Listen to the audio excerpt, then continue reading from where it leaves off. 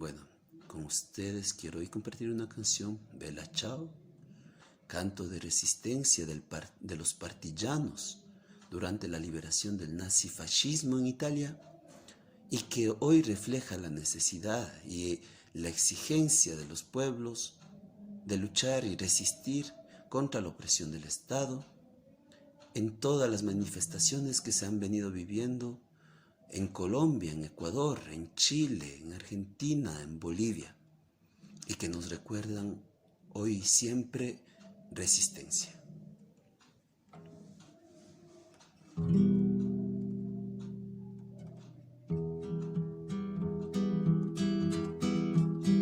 Kunan punjaka hatarishkanchi, oh bella ciao, bella ciao, bella ciao, ciao, ciao. Kunan punjaka rikcharishkanchi, jaki kausai rikushpa, runa kunaka jaki jarishun.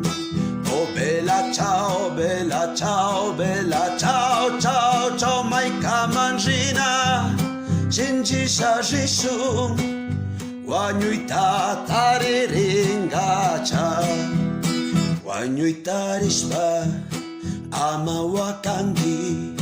Oh bella ciao, bella ciao, bella ciao, ciao, ciao. Chai paka shinji saya nakangi, nakunga shani hushpa, kai marikanchi runa kunaka.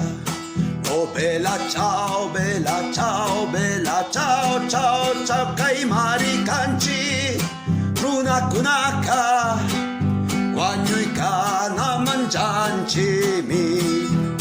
Kai marikanchi runa kunaka, wanyuita naman janchimi.